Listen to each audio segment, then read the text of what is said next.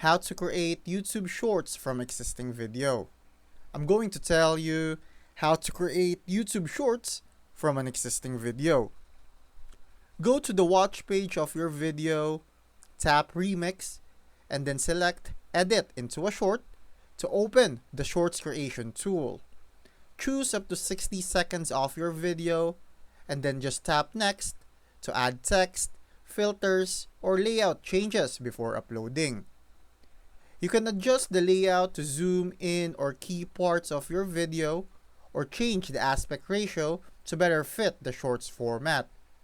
But keep in mind, the Edit into Short feature is only available in the app for now.